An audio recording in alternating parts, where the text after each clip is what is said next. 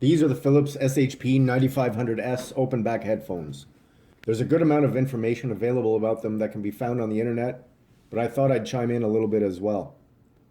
This model dates back to the early 20 teens and it originally sold for around $70 US.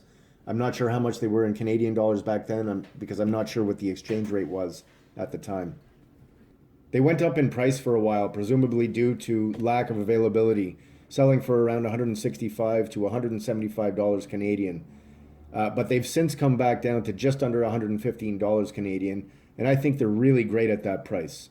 But that's getting a little ahead of myself. I bought this particular pair for $70 from an online seller just a couple of months ago, and I'm very happy I did.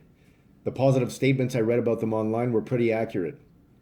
The SHP9500s is a circumaural headphone, meaning it encloses the entire ear. It has very large, comfortable ear cups, an easily adjustable headband, and a detachable cord.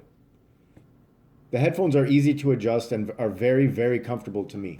The ear pads occasionally make my face a little bit itchy, but that's partially because I have a beard.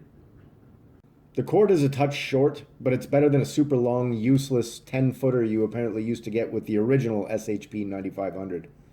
And speaking of which, this is the S version, presumably for shorter cable, maybe? I'm not sure. Now, about the sound of these headphones. These headphones have a very wide frequency response. It dips quickly at the lowest lows, but up to that point, the bass is very good. The bass that's audible is nice and fast. The mid-range is very good, but it can be a little bit grainy or coarse at times, slightly lacking in refinement. But that doesn't mean it's not very good, because it is very good. The mid-range is a smidgen recessed, though, but it's really a non-issue because it's pretty subtle. The highs are okay. They're good. They're not fantastic, but they're good enough not to put me off. Some people say they have a bright treble, and while I find they're certainly not recessed in that regard, I don't think they're overly tilted up. I think that description is based on the headphones having a balanced sound without very pronounced bass. Yes, there's a small amount of sibilance, but it's only really noticeable on some material and certainly not a deal breaker. Their sound is balanced from top to bottom. It's this balance that I feel is their primary strong suit, along with their very good mid-range and their ability to convey a sense of space. Overall, I think they're well worth $70 and more, although I feel that the $165 or $175 Canadian price tag was pushing it a little bit. At that price, I think that there are likely a fair number of other options available. I would say that these are an excellent value, up to about $130 or so, Canadian dollars that is. So if you can find them for that amount or less, I'd say go for it if you want audiophile-like headphones at a good price. Their sound is balanced, coherent, open, airy, and fast, but not hyper fast, as can be the case with some headphones, or speakers for that matter. They have a very slight sibilant nature, which doesn't bother me at all, although my hearing is only good up to about 16.5 kilohertz, so your mileage may vary in that regard. And they are lacking in the lowest of the low, bass notes, although the bass that they do produce is of very good quality. As far as their sound quality is concerned, in my opinion, they're very, very good. I think these would appeal to any real audiophile, at least on some level or other.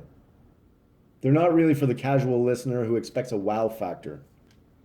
I bought these headphones as an interim solution until I purchase a pair of higher-end headphones, but even when I do, I'll still keep these around. They're near perfect all-arounders for everyday use. For context, I want to mention that I'm currently 47 years old, and I've been into audio since I was about 12 or so, maybe a little younger than that. I've owned tons of audio gear, some mid-fi, some high-end, and it's been a never-ending revolving door. I've owned many sets of headphones. Some of the better ones were from Grotto and from Sennheiser. These inexpensive Philips, no question, are right up there in terms of sound quality. I'm going to give these headphones a rating out of 10, based on the average of 4 categories. First category is looks. These circumaural headphones are big and bold. I think they exude a feel of above average quality. I like their design, and I like the metal grills. And I also like the big R and L printed on the sides too, which I know is somewhat controversial amongst owners. But for looks, I give these headphones an 8 out of 10. Next category is build quality. Their build quality is quite good, much better than many of their competitors. They have a simple, strong design and have a durable feel, so I give them an 8 out of 10 for build. Next is ease of use. Due to their low impedance and good sensitivity, the Philips headphones can run off any device. They aren't wireless, so you do have to be tethered to your source, but even still, for ease of use, I give them a 9 out of 10. And the last category is performance. As far as their performance is concerned, when taking into account their cost to sound quality ratio, they are stellar, and for performance, I give them a 9 out of 10. With an overall score of 35 out of 40 or 8.5 out of 10, I highly recommend these headphones to anyone looking for near audiophile sound on a budget of up to $130 Canadian.